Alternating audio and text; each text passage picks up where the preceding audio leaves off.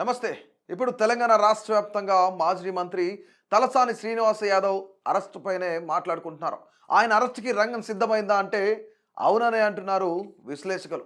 ఇక గొర్రెల పంపిణీ స్కామ్‌లో తలసానికి ఉచ్చు బిగుస్తుందని తెలుసుకోవచ్చు. ఎందుకంటే ఆర్థిక లావాదేవీలపైన ఈడీ కూడా కూపీ లాగుతుంది. దీనిపైనే ఫోకస్ చేసింది.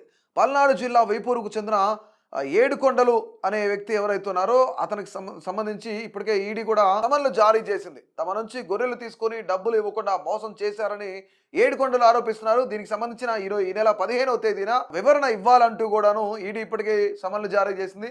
తమకు రావాల్సిన 2.1 కోట్ల రూపాయలు ఇవ్వాలని చెప్పేసి ఇవ్వకుండా మోసం చేశారని ఏడుకొండలు ఆవేదన వ్యక్తం చేస్తున్నారు.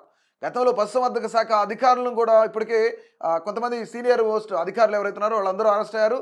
అలాగే ఈ పశుసంవర్ధక శాఖకు సంబంధించి డిపార్ట్మెంట్తో కలిసి లోలోనా కంపెనీ అనే నిర్వాహకుడు ఎవరైతే ఉన్నారో మొహినుద్దీన్, ఆ మొహినుద్దీన్ పైన కూడా ఇప్పటికే ఫిర్యాదు కూడా చేశారు. ఆయన ఇప్పటికే విదేశాలకు పారిపోయినట్టు తెలుస్తుంది. ఎప్పుడైతే ఈ యొక్క స్కామ్ బయటపడిందో దాదాపుగా 1000 కోట్ల రూపాయల స్కామ్, ఇవంతా కూడా 1000 కోట్ల రూపాయల నిధులన్నీ కూడా పక్కదారి పంపించినట్లుగా కూడా ఇప్పటికే ఈడీ గుర్తించింది. అధికారులు దీనిపైనే ఫోకస్ పెట్టారు. ఆ మొహినుద్దీన్ అనే వ్యక్తి ఎవరైతే ఉన్నారో లోలోనా కంపెనీని స్థాపించి రైతుల దగ్గర నుంచి గొర్రెలు కొని తెలంగాణలో ఎవరైతే గొల్ల కుర్మలు ఉన్నారో వాళ్ళందరికీ ఇవ్వాలని ప్రభుత్వం భావించినప్పుడు ఆ గొర్రెలను కొన్న వ్యక్తులకి డబ్బులు ఇవ్వకుండా, అలాగే ఇక్కడ డీడీ కట్టిన రైతులు ఎవరైతే ఉన్నారో వాళ్ళకి గొర్రెలు ఇవ్వకుండా మోసం చేశారని పూర్తిగా ఇది దళారీగా వ్యవహరించారు మొహినుద్దీన్ అని చెప్పేసి కంప్లైంట్ ఫైల్ అయింది. గతంలో పశుసంవర్ధక శాఖ మంత్రిగా తలసాని శ్రీనివాస యాదవ్ పనిచేశారు. ఇక తలసాని ఓఎస్డీగా పనిచేసిన కళ్యాణ్ ఎవరైతే ఉన్నారో ప్రస్తుతం అతనింట్లో ఈడీ సోదాలు కూడా నిర్వహిస్తుంది ఈడీ.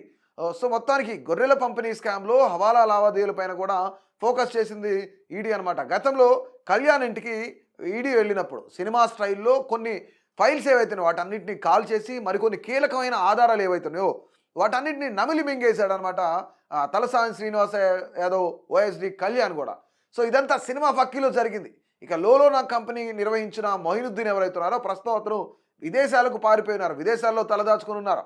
గత ప్రభుత్వం ఇచ్చిన మాట ఏంటంటే ఇందులో మధ్యవర్తులు ఎవరు ఉండరు, దళారీలు ఎవరు ఉండరు, కేవలం ప్రభుత్వ అధికారులే డైరెక్ట్గా వెళ్ళి నేరుగా వెళ్ళి గొర్రెలను కొనుగోలు చేస్తారు అని చెప్పారు. ఆ తర్వాత ఆ గొర్రెలన్నింటినీ కూడా రైతులకు పంచుతారు. ఇక్కడ గొర్రెల పంపిణీ ఏదైతే ఉందో ఆ కార్యక్రమానికి దాదాపుగా 20 గొర్రెలు ఒక పొట్టేల్ని కూడా పంచుతారని చెప్పేసి అప్పుడున్న పశుసంవర్ధక శాఖ మంత్రి తలసాని శ్రీనివాస యాదవ్ అలాగే కేసీఆర్ కూడా చెప్పిన పరిస్థితి.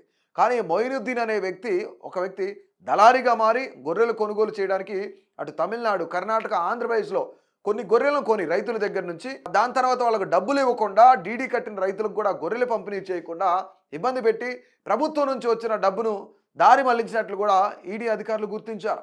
ఇప్పటికే పశుసంవర్ధక శాఖలో కొంతమంది సీనియర్ అధికారులు ఎవరైతే ఉన్నారో వాళ్ళంతా కూడా అరెస్ట్ అయ్యి జైల్లో ఉన్నారు. సో వీళ్ళతో పాటుగా కానీ ఇక్కడ ఈ కార్యక్రమం అంతా కూడా అందరికీ తెలిసే జరిగినట్లు ఈడీ విచారణలో తేలినట్లు కూడా మనకు సమాచారం అందుతుంది. ఇక్కడ గొర్రెలు కొనుగోలు చేసి అంటే కొనుగోలు కానీ సప్లై కానీ చేయకుండానే మొత్తం ఫేక్ డాక్యుమెంట్లు, అంటే గొర్రెలు అమ్మిన వారికి డబ్బులు ఇవ్వకుండా అలాగే వాళ్ళ అకౌంట్కి మనీ ట్రాన్స్ఫర్ జరిగినట్టు అన్ని ఫేక్ డాక్యుమెంట్లు సృష్టించి అసలు సంబంధం లేని అకౌంట్లు ఎవరైతే ఉన్నాయో ఆ అకౌంట్లకు మనీ ట్రాన్స్ఫర్ చేసి మొత్తం అంతా ఒక పెద్ద దందా చేశారు. అంటే ఇక్కడ చాలా క్లియర్గా ఎవరైతే గొర్రెలు అమ్మారో ఆంధ్రప్రదేశ్, తమిళనాడు ఈ 3 ప్రాంతాల్లో గొర్రెలు ఎవరైతే అమ్మారో ఆ వ్యక్తులకి దాదాపుగా కోట్ల రూపాయలు అగనామం పెట్టి, అలాగే తెలంగాణలో గొర్రెలు తీసుకోవడానికి గొల్ల కుర్మలు ఎవరైతున్నారో వాళ్ళందరూ డీడీ కట్టిన వ్యక్తులు ఉన్నారు. ఆ డీడీ కట్టిన డబ్బంతా కూడా దారి మళ్లించి, అంటే వాళ్ళ గొర్రెలు ఇవ్వకపోగా దారి మళ్లించి ఇదంతా ఒక పెద్ద సీన్ క్రియేట్ చేశారు, ఒక దందా క్రియేట్ చేశారు. కానీ పేపర్లలో, టీవీల్లో, న్యూస్ ఛానల్స్లో మనకి గొర్రెలు ఇచ్చినట్లు అదో మహత్తరమైన కార్యక్రమాలాగా చేశారు. అంటే అదంతా ఫేక్. ఒక 2-3 యూనిట్ల గొర్రెలు తీసుకొని వాటినే రిపీటెడ్గా చేంజ్ చేసి, అంటే మొదటి దఫా మీకు ఇంత ఇస్తాం, రెండో దఫా ఇంత ఇస్తాం అన్నట్లుగా మాట్లాడుకొని రైతులందరినీ మోసం చేసే కార్యక్రమం చేసింది అంటూ కూడాను ఈడీ ఇప్పటికే కొన్ని సమన్లు కూడా జారీ చేసింది. ఇక ఈ నెల 15కి వాంగ్మూలం ఇచ్చేందుకు హాజరు కావాలని ఈడీ సమన్లు కూడా జారీ చేసింది. ముఖ్యంగా ఎవరైతే ఉన్నారో ఈ వ్యక్తులందరూ గొర్రెలు అమ్మిన వ్యక్తులు ఎవరైతే ఉన్నారో, నష్టపోయిన వ్యక్తులు ఎవరైతే ఉన్నారో వీళ్ళంతా ఈ నెల 15వ తేదీన ఈడీ ఆఫీస్కి రావాలి, మీ వాంగ్మూలాన్ని ఇవ్వాలి, వాంగ్మూలం రికార్డ్ చేస్తామని కూడా ఈడీ చెప్పినట్లు తెలుస్తుంది. ఇక మొత్తంగా తలసాని శ్రీనివాస యాదవ్కి సంబంధించి ఈడీ కూడాను మొత్తం ఈ కార్యక్రమాన్ని ఎక్కడ జరిగింది, ఏం జరిగింది, ఇందులో ఎవరెవరి హస్తం ఉంది, నిజంగానే నాటి ముఖ్యమంత్రి హస్తం ఏమైనా ఉందా, లేదంటే ఇక్కడ తలసాని శ్రీనివాస యాదవే కీలకంగా వ్యవహరించారా, దీని అంతటికీ బాస్ అతనేనా, తర్వాత ఈ కింద ఆఫీసర్లు ఎవరెవరైతున్నారు వాళ్ళందరి పరిస్థితి ఏంటి, ఈ మొహినుద్దీన్ అనే వ్యక్తి ఎక్కడ పరిచయం అయ్యాడు, ఎక్కడి నుంచి వచ్చాడు అనేది కూడా చాలా క్లియర్గా మొత్తం అంతా కూపీలాగుతుంది. దీనిపైనే మనీ హవాలా గురించి కూడా ఫోకస్ పెట్టింది. అంటే ఇది కేవలం 1000 కోట్ల రూపాయలు కాదు, అంతకు మించి ఇంకా గొర్రెల స్కామ్ జరిగింది అనేది చాలామంది ఆరోపణ. తెలంగాణ రాష్ట్ర వ్యాప్తంగా చాలామంది గొల్ల కుర్మలు డీడీలు కట్టున్నారు. ఎందుకంటే గొర్రెలు వస్తాయి, వాటిని పెంచుకోవచ్చు, కొంతమేర ఇక్కడ వ్యాపారం ఏదైనా చేయొచ్చు, అలాంటి దాని మీద ఆధారపడి డీడీలు కట్టిన రైతులు చాలామంది ఉన్నారు.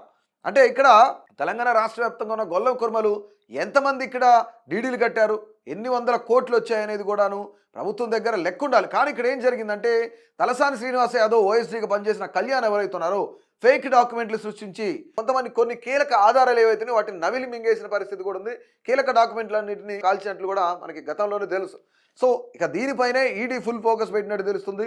దాదాపుగా 1000 కోట్ల రూపాయలు ఒక రాయలసీమకు చెందిన వ్యక్తికే 2.1 కోట్ల రూపాయలు ఇవ్వాలి అంటే, 2 కోట్లకు పైగా ఇవ్వాలి అంటే ఇక 3 రాష్ట్రాల్లో కలిపి ఎంతమంది దగ్గర కొన్నారు, ఎన్ని గొర్రెలు కొన్నారు, వాళ్ళకి ఎన్ని డబ్బులు ఇవ్వాలి అనేది కూడాను మొత్తం అంతా ఈడీ లెక్కలైతే చూస్తూ ఉంది.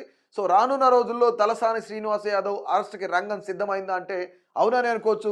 సో మొత్తంగా గొర్రెల పంపిణీ విషయంలో కానీ అంటే ఇక్కడ ఒక పెద్ద స్కామ్ జరిగింది అనేది, అంటే ఇందులో స్కూటీలను ఉపయోగించి ఈ గొర్రెలు తీసుకెళ్లారు, పక్కన అమ్మారు, వేరే దగ్గర అమ్మారు.